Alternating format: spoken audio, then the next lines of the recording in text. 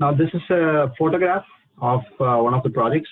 See, it's a steel concrete composite buildings. In front of us, we see the steel deck with a slate, and also there are reinforcement bars which are given throughout, which for minimum temperature and shrinkage. Any concrete needs to be reinforced because it cannot sustain temperature and shrinkage by itself. You will find some cracks. So we have to give minimal reinforcement. And you can see the studs. So wherever you see the studs, we know there is a girder below, and concrete pouring is in progress, and that's about it. And you can see the steel composite columns. Only the steel portions are there, and the concrete has been casted below. So the one advantage is you can keep on erect steel section above, go to 2 or 3 stories. And the designer will tell you how much stories you can go maximum before, because you need to encase it before you go further top in order to avoid buckling or instability kind of failure. Now we'll look at composite columns. So we saw it could, on the left hand side, we saw the classical images from real life pictures right now. The steel section is inside and the concrete is outside, and we need some rebars, minimal rebars as per code. And we have studs welded to the composite steel section inside the columns also, so that there is shear transfer between the concrete and the steel section. That is required as per the code. That spacing is also similar to the shear stud spacing in the steel beams or girders which we saw on the composite slab. So there are some minimum code criteria that is given. The red mark or the latest criteria as per AISE code, American Institute for Steel Construction, and ACI, like, it tells you what is the minimal percentages of steel should be given. So in IS codes, we know 0.8% minimal steel is required for columns, right? In composites, the minimum reinforcement is 0.4%. I'm talking about the rebars. Structural steel, I section could be minimum. Nowadays, it's like 1%. Earlier, it was 4%. Now they decreased to 1%. That's the minimum. Maximum you can go. It depends on the other parameters. So one disadvantage with the RC column, right here I want to discuss is the maximum percentage of reinforcement in a column. I hope you guys might be aware, it's around 6%, or you need to go with the welded couplers if it's beyond the 6 or maximum 8%. The same with walls also. So if we want a reinforcement to go beyond that, what we can do, because we have architectural restrictions or client's restrictions of, we need to have this much only, the size of the column and size of the walls. Now, but the reinforcement percentage is required more than 6 or 8%. Then we can go for composite members in the column and steel. Like you can provide an I section inside or a plate inside.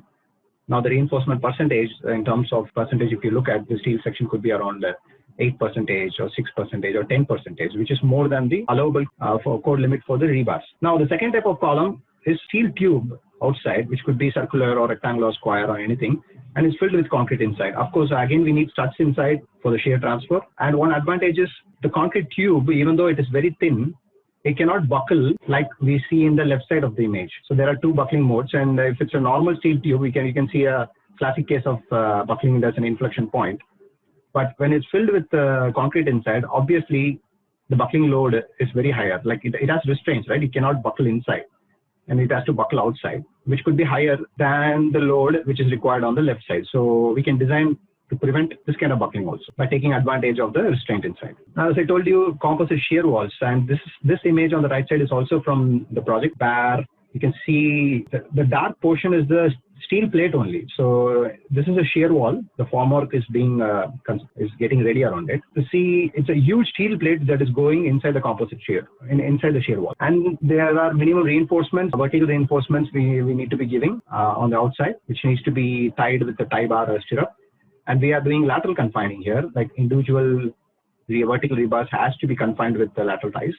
And those are welded to the steel plate, or you can make peripheries in the steel plate. Also can insert the tie bars so that it is connected to the other bar on the outside, or you can weld it. So it depends on how we can fabricate it and erect it on site. So on the left side, you can see the classic textbook images of how a composite shear wall would have its detailing like. Now, if it's a boundary element, also we can treat it as an individual column with a boundary element, and can have steel I section also inside, similar to the image on the. Now, what are the design considerations when we are going for a steel concrete composite deck? Now, on the left side image, we can see we have steel girders and steel beams. So girders are nothing but which are carrying, how do you define a girder? Girder is a heavy member compared to a beam, and it carries the secondary beams. So here you can call it as a primary beam or a girder. Or bridges we call as girders. We don't call it as beams because bridges things are larger in size. So that's the definition. The definition is unclear. Like it still can be called as a beam, but we prefer calling it as girder, some elements. Anyway, what are the other design considerations you have to look at? Obviously, the capacity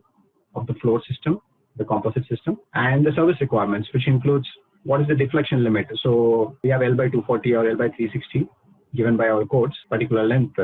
So if it's 10 meters, what should be the maximum deflection of the slab in the center? So we have to size the entire system, the girders, beams, and the concrete topping on them for those considerations. And of course, when the members become light, imagine there will be some vibrations if at all we are even walking or some machinery is running on it. A very thin plate is not so robust as a thick plate. So when there are vibrations on a thicker plate, it's not going to be felt. But on a thin plate in the composite slabs, the vibrations are an issue. So we need to analyze for the functionality of the building. It's a residential building, office building, or sports building, and what kind of vibration frequencies.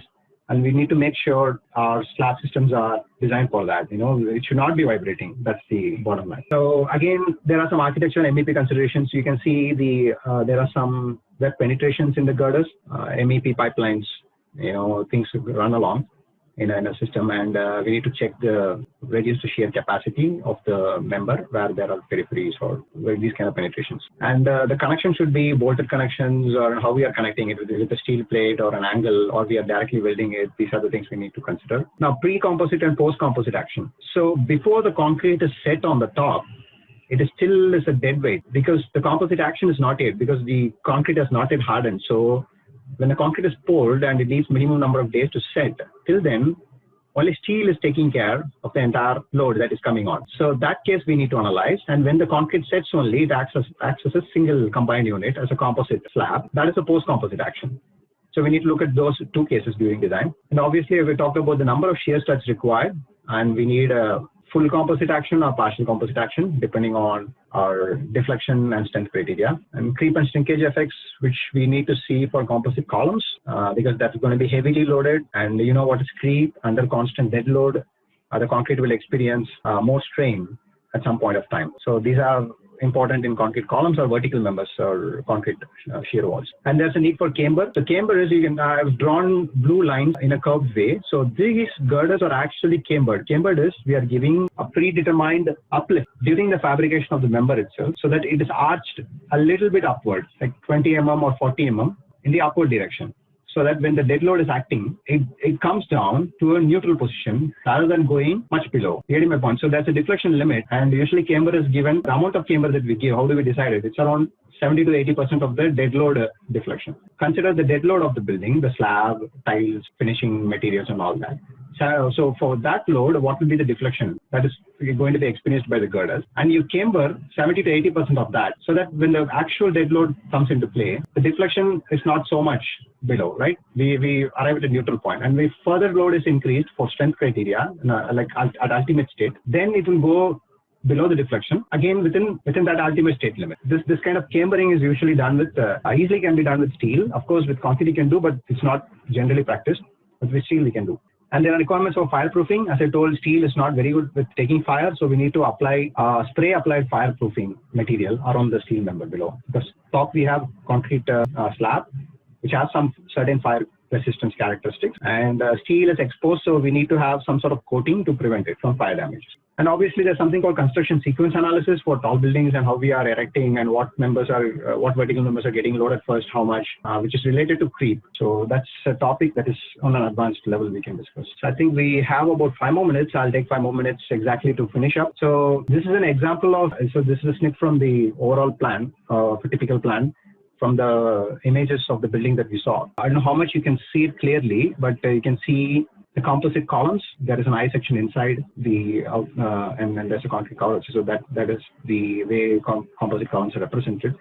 And we have primary girders, which is connected to the columns. And there are secondary beams, which is connected to the primary girders. So 2 secondary beams inside to the girder outside, which is connected to the column. That forms a one sample bay or one bay. And this is the flooring system, and you can see there are some walls on the left side. There's staircase around them are acting as the shear walls. And in the center also we have some lift portion on the bottom right of the image. So this is 1/4 of the plan, and imagine the other 3/4. So the lateral system is the shear walls. When the building is shaking in laterally, when X direction or Y direction, the floor is also moving, and it dumps all the load to the shear walls, and shear walls carries it to the foundation. So that's the load path. For shear connectors, M stands for M19 is the diameter of the studs. And there are 2 layers of struts, and number of struts is 32. And CE stands for camber. Camber 45 mm we are cambering for that particular girder. That is the explanation for an abbreviation. I hope you can see it. So this is an example snip from the composite steel deck, or the composite steel deck 60, and it's only 1 mm thick. And the total concrete slab thickness is 150 mm. So you have the pure concrete portion to be 90 mm, the grade of the concrete, and it again needs reinforcement. As we saw, any concrete needs minimal reinforcement. Apart from that, we might have strength related reinforcements also. These are the minimum bottom and the top reinforcements that are shown in the schedule, apart from the distribution reinforcement in the other direction. And some extra reinforcement, as I told you, when it's near the column portion where it attracts negative moment. So we need to put some rebars for that. And then you can see on the right side a typical girder or a beam section which has 2 layers of struts on the top. Their dimensions E450 is the grade of the steel member. The yield strength is minimum is 450 MPa. On the left side you have typical section of the steel with a concrete topping and where it is meeting the facade. Okay, we come to the last slide. So I think you can use your calculators right now if you people have it in your phone or a calculator. So just we look at a small design of an RC column, reinforced concrete column, the normal ones that we design, and a composite column. And what's the difference that is coming up? Just look at the left side of the screen. We know that in the green highlighted text, the column capacity, we know 0.4 FCK into area of the concrete plus 0.67 FY into area of the rebars. That's the loaded column capacity.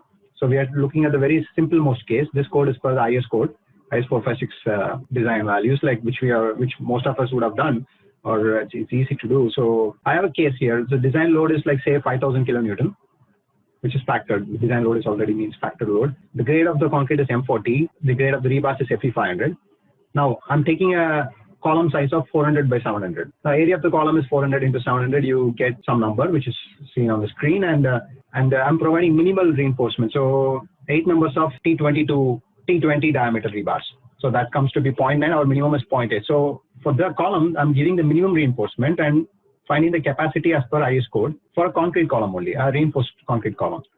0.4 FCK into the area of the concrete alone, which is overall area minus area of the rebars, plus 0.67 into FY. FY is 500 here. Everything is metric units. And you can see the capacity is around 5,282 kilonewton. What's the DCR? So what's the demand? Demand is 5,000 kilonewton. And we have capacity which is more than the demand. And that's a number we look at in a design practice, so which should be less than 1. And we usually limit it to somewhere between 0.9 to 0.95. If you're so confident with your design, you can go up to 0.9899. That's the idea. So on the right hand side, let's look at the composite column. What I'm doing is our design load is right hand side is the first set. The design load is the same and the grade is same. Rebar grade is FE500 same. Now the steel section inside is E450, which is many before based on which we look at the column capacity. And the longitudinal rebars, vertical rebars should be minimum 0.4% in this case. So I'm taking 6 numbers of T16. The overall concrete column size is the same. So 400 by 700, we are maintaining the same.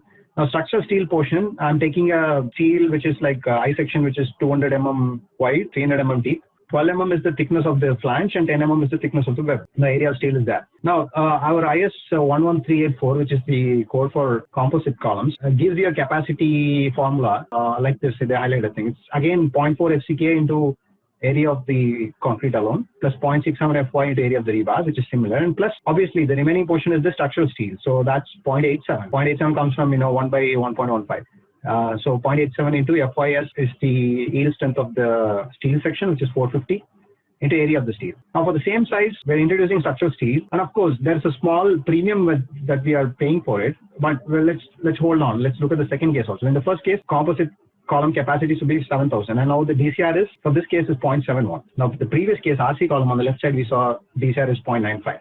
Now obviously it has more capacity, so we can either reduce the column size, provided it doesn't go below the minimum, bare minimum required for fire and detailing purposes. I think for a composite column, we need to have a minimum size of 400. So that's what I'm talking about. This is cannot be an advantage for a small building, with 2-3 stories or 5 stories tall. This could be really advantage for buildings which are like more than 10-12 stories tall, or depends on other factors. So we're not looking for composite construction for residential buildings, like 2-3 stories tall. We are looking for commercial and tall residential buildings and other buildings. So that's all. So that's the first set of the composite column. Now the second set, what I'm doing is I'm reducing the size of the column, 400 by 400. And again, minimal longitudinal rebars, two numbers of T12. It should be, I think, 4 numbers of T12. So anyway, so that's the minimal reinforcement I'm giving. And the structural steel, again, I'm reducing the size. If you could compare 200 by 300, instead of 200 by 300, I'm giving 200 by 200. So 200 deep and 200 wide, into 16 thickness of the flange and into 10 thickness of the web. Now you plug in the values in the same formula, we get a capacity which is more than the demand. Our DCR is 0.9. So either you can reduce the column size, or this is an example of a column which is having this much load, design load, and this is the grade. So if you're going for heavily loaded columns, much more, like say 15,000, 20,000 kilonewton, depending on the number of floors above, savings could be really significant. And the speed of erection that we saw could be really faster. That saves money. Apart from columns, I didn't put an example of the concrete slab versus composite slab. We have very much significant savings in the slab system when you go for composite slabs. For a 50-story building or 40, any 100, or even any taller than that, even a 100-story building, as we already saw, the gravity members, the slabs, beams, it's going to be the same for whatever the number of stories of the building be. So if you could save at least 10-15%, imagine the savings that you're doing for the number of stories. So it's very much effective in terms of gravity systems. And of course, for strength related purposes, you might be pushed to use composite systems also for vertical members, like the column and the shear walls, sometimes diagonals. It depends on many other parameters. So before we conclude, obviously for structural designers, this particular field of composite members design, composite building design is very much coming up. I see a lot of buildings being done in Delhi, tall buildings. Usually Mumbai has an average of 40-50 stories tall buildings in some areas. So the land is very costly there, and we have less space. So they want to fasten up the construction, lateral resistance, stability, and all that for the height we are going. So Mumbai and Hyderabad and Bangalore also, a lot of composite buildings are being constructed, and it's coming up. So of course, in structural design, we have building information modeling, BIM, which is also a very good field now. I think in the starting years, BIM modelers are actually earning equal to structural design engineers, and some experienced BIM modelers sometimes earn more than the junior structural designers. So these are the quick job opportunities I can think of with the composite building industry right now. So that is the end of my presentation. Thank you so much for your time.